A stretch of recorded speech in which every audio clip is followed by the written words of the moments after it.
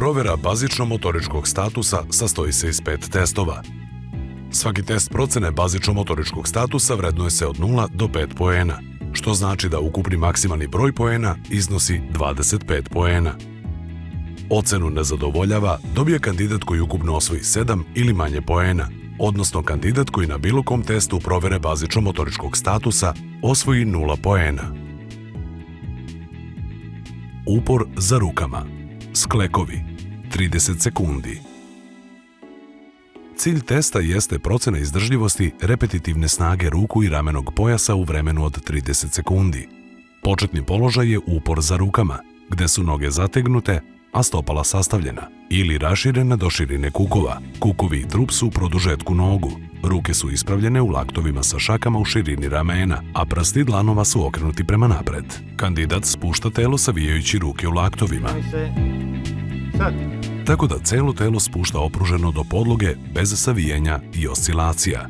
Prilikom spuštanja tela laktovi su uz telo. Potom se vraća u početni položaj tako da ruke u laktovima budu potpuno opružene. Kandidat na znak merioca SAD vrši neprekidna opružanja i pregibanja u laktovima dok merilac ne kaže stop. Stop. Greške prilikom izvođenja testa su sledeće. Prilikom opružanja trupa, laktovi se ne opružaju do kraja. Prilikom spuštanja trupa, trup grudima ne dodiruje podlogu. Spušta se ili podiže samo trup, a ne celo telo. Pregibanje trupa. Trbušnjaci, 30 sekundi. Cilj testa jeste procena izdržljivosti u snazi mišića pregibača trupa kroz test pregibanja trupa za 30 sekundi. Kandidat leži u početnom položaju na leđima. Kolena mu zatvaraju ugao od 90 stepeni, a stopala su u širini kukova, fiksirana za ripstol, švedske lestve. Šake se nalaze na potiljku glave, prsti šaka su ukršteni, laktovi se nalaze na strunjači. Vežba počinje na znak merioca SAD. Spreman? Da. Pozor, sad! Kandidat podiže trup do 90 ili više stepeni u odnosu na podlogu i vraća se u početni ležeći položaj.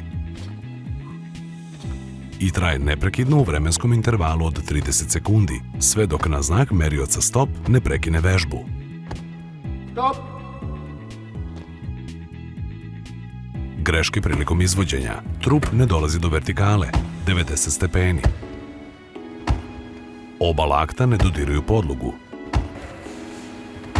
Oba lakta moraju da dodirnu podlogu kada se kandidat vrati u ležeći položaj. Neposredno pre pregibanja trupa odižu se kukovi od podloge.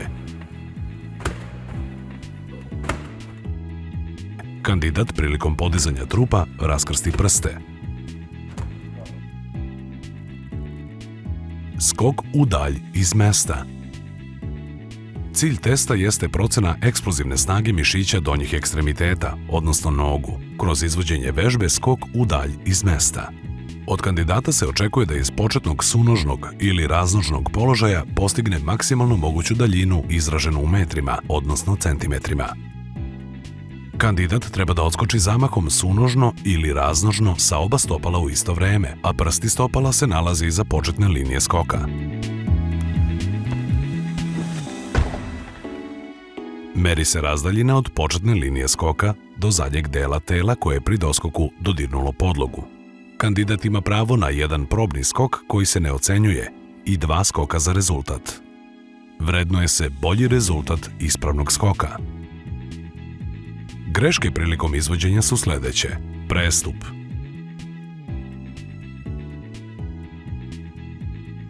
Međuskok pre skoka.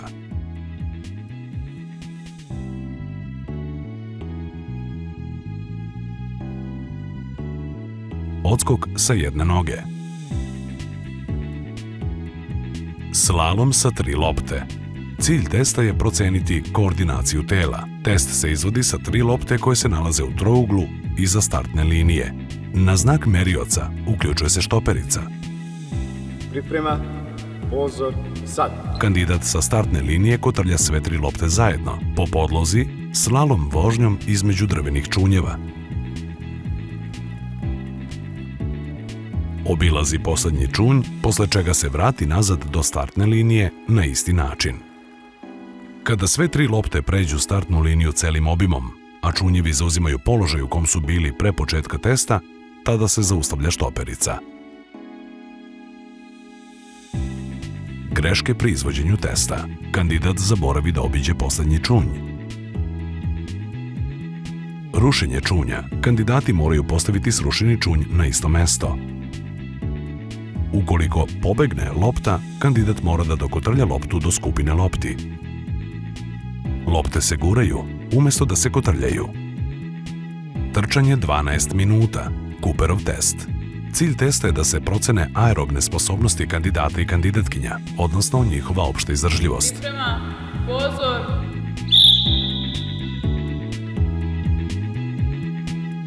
Potrebno je da kandidat u vremenskom intervalu od 12 minuta pređe što je moguće veću distancu izraženu u metrima. Kandidati mogu da trče ili hodaju onom brzinom, tempom kojim će postići maksimalnu moguću vrednost, koja je adekvatna njihovim aerobnim sposobnostima.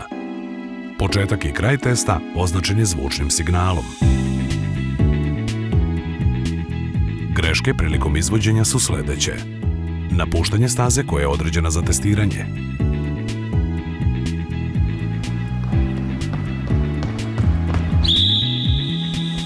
Kandidat ne stane na signal koji je određen za zaustavljanje. Testiranje može biti na zatvorenim ili otvorenim stazama, odnosno terenima.